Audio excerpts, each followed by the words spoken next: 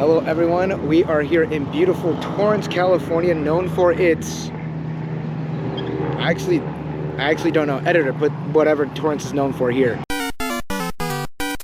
For AniFest 2025. Now I have gone to a previous AniFest and it is a smaller indie convention. This is one day only. It starts from 10 and it ends at 8. It is currently around 11 a.m. And the reason that we're here at 11 a.m. is because there isn't any panels to go to.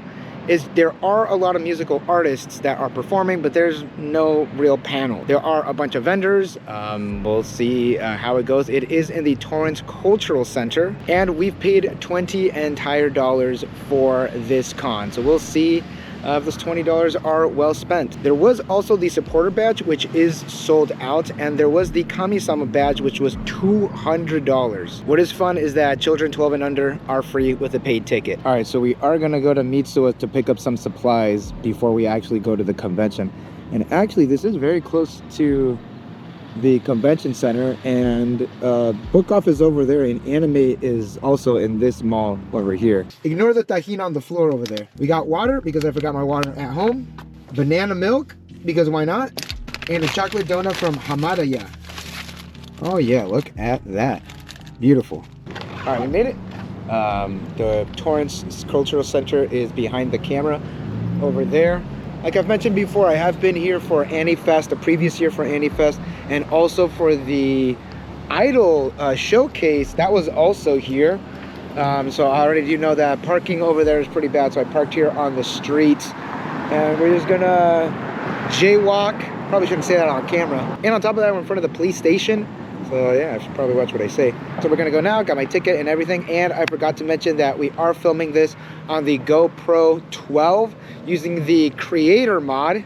All audio and everything will be there. It is 1080p, 60 frames per second. That's the video formatting that we are using. So we're gonna see if the video and the audio is good. I have seen some pretty good things from this setup. And with that, let's go to the convention. I'm going to casually walk because it looks like there's nothing. Looks like we're good. It is pretty windy. We'll see how good the windscreen is on this microphone.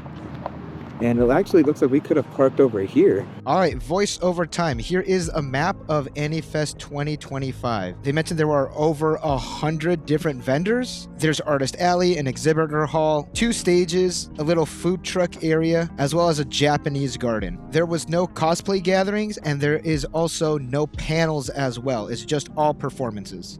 One piece of advice that I always tell people that are going to anime conventions is that if there is no panel, exclusive item, or a performance that you want to see, there's no reason for you to show up at doors. Because if you're just gonna go to hang out, have a good time, then you don't really need to show up that late. Unfortunately, I do not know any of the performers performing today. They do have 2 stages, and it does look like they do have a couple of VTuber performers as well. So hey, who knows? I might end up becoming a fan of someone. I think that's a police station right there. Oh, there's someone there. I don't know if I'm allowed to film. So we'll look over here.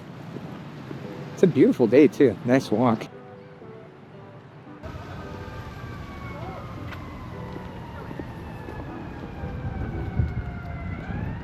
After a short walk from where we parked and past the police station, we made it to the Torrance Cultural Center. They did a bag check and they did wand me down, so we are being safe about it.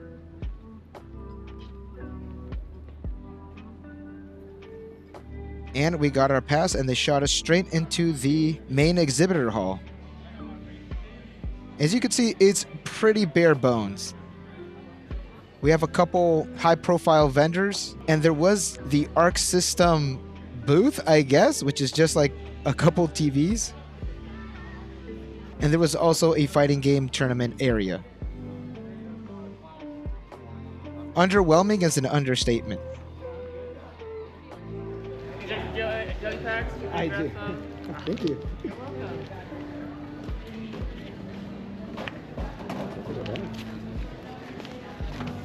You good? Yeah. I believe in you. I grabbed some here.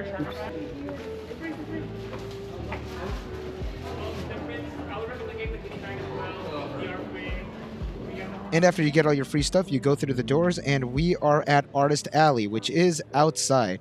Thankfully, it wasn't too hot. Now, I am saving up for Japan, so I didn't really purchase anything from Artist Alley, so we're just going to do a walkthrough.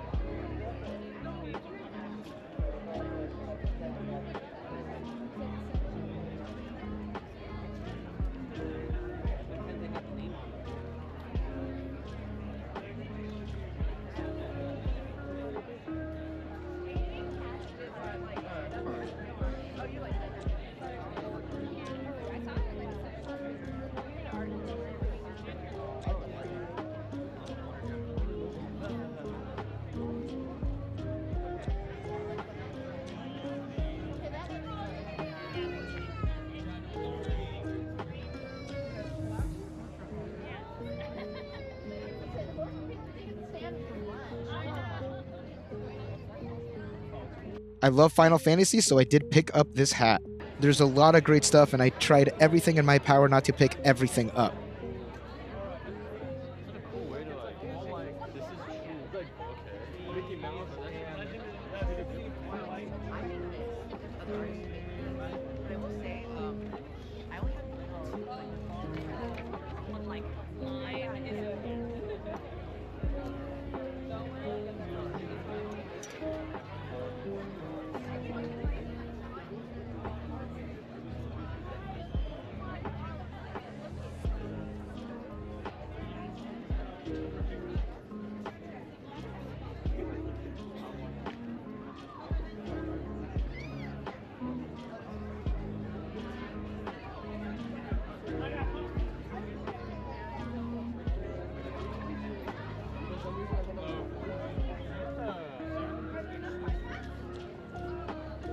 Right around the corner of Artist Alley was the Japanese Garden, and it was filled with cosplayers. And I mean filled. No one was really getting out of the way when we were walking through.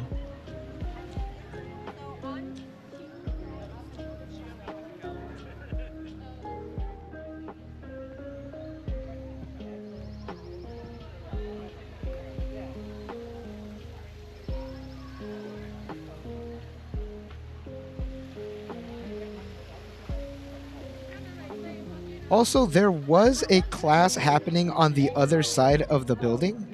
I believe it was a music class or a pottery class, and they just kept looking at us.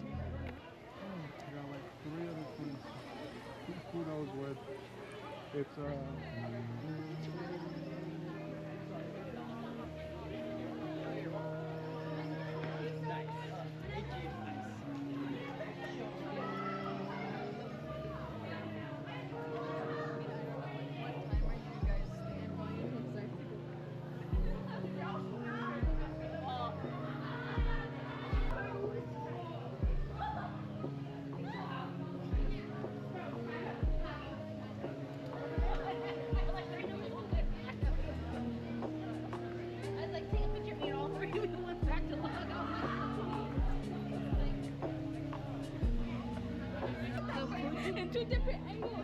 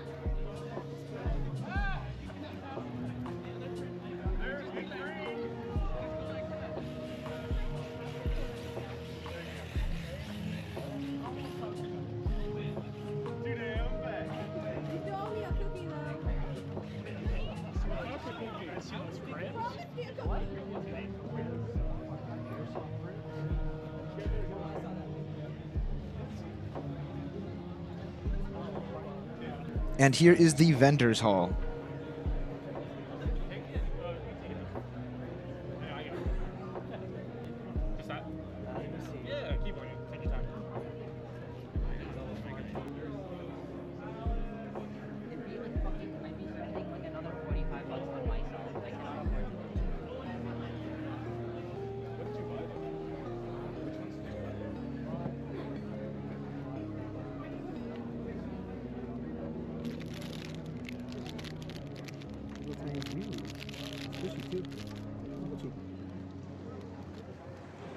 I used to play with Joe tote bags when you got a Mickey one.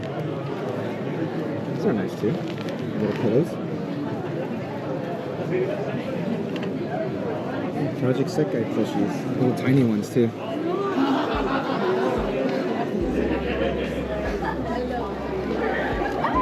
Other Project Sekai stuff.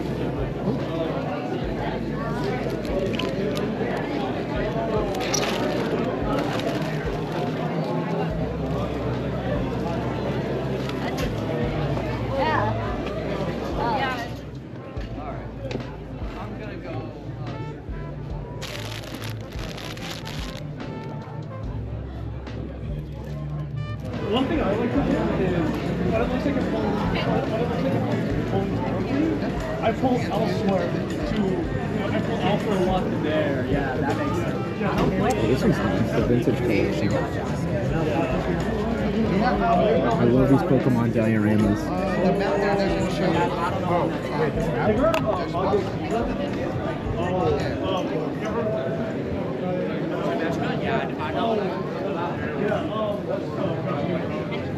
I see. Oh,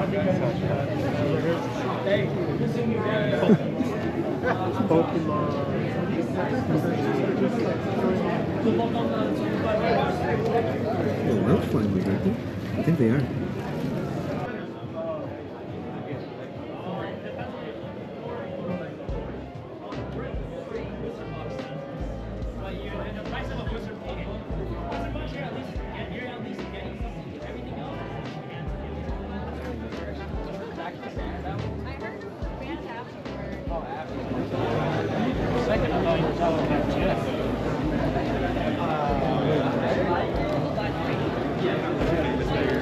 I recently got super into Marvel Legends too, so these ones are pretty sick. There's a Shibari one, and all those ZZZ ones.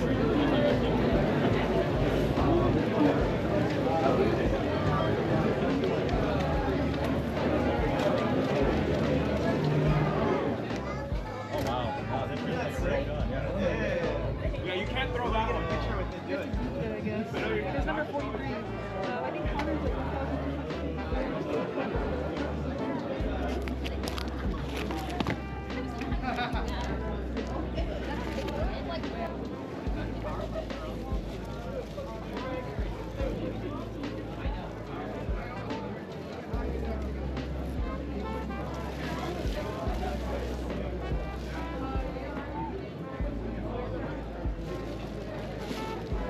I remember I had that Saber figure a long, long time ago. Oh, that's why we've been seeing a lot of military guys here.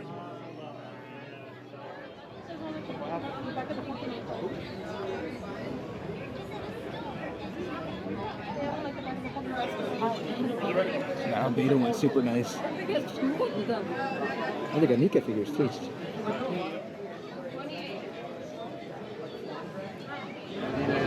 Oh, they have the Uma Musume Relax Time figures too. I might pick this one up. Tacky.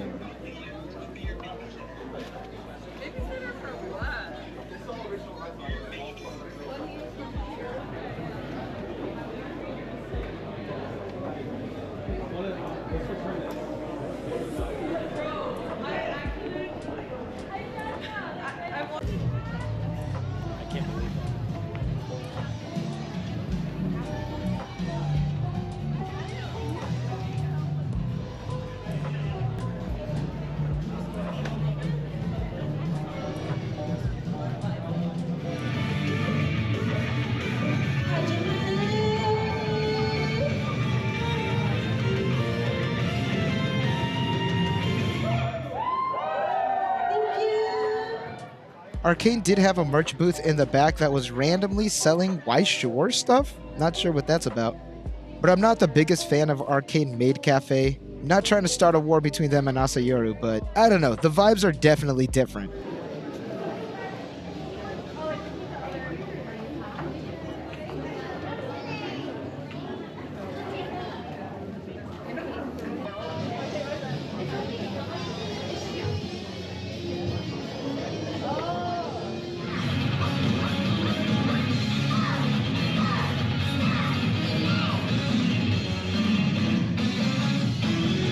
And we're going to try out the strawberry jelly that we got for free. And it's pretty good. It's very thick.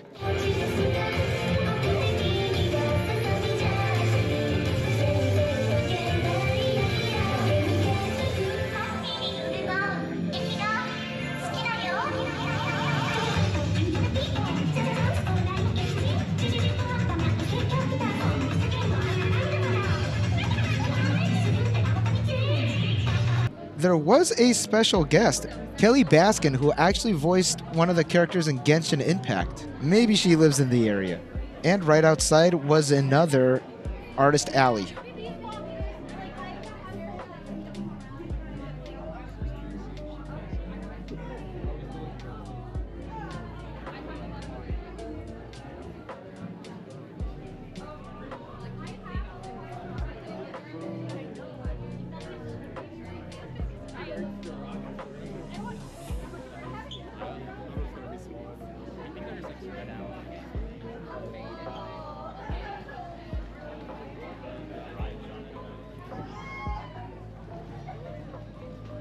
And there is the main stage.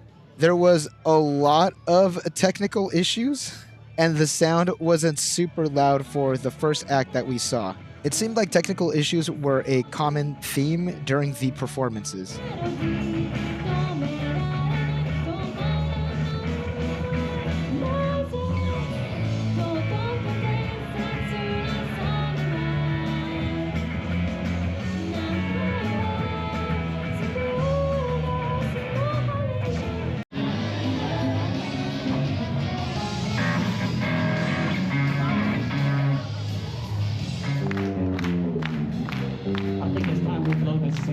Get everybody and yourself together. Okay, 3, 2, 1, let's jam.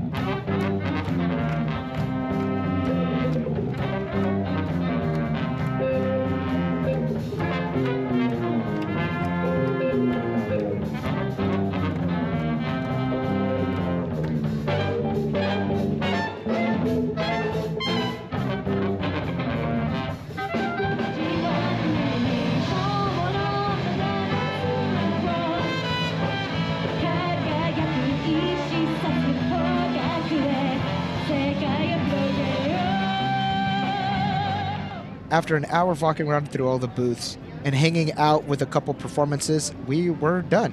And there we have it. That was AniFest. $20 well spent. Kinda, not really.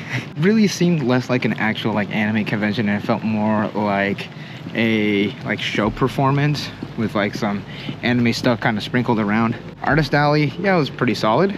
It was outside, and it is kind of unfortunate that the wind was kind of knocking everybody's prints kind of everywhere. It was pretty compact.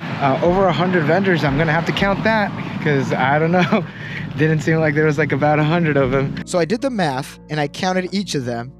There were 82 vendors there.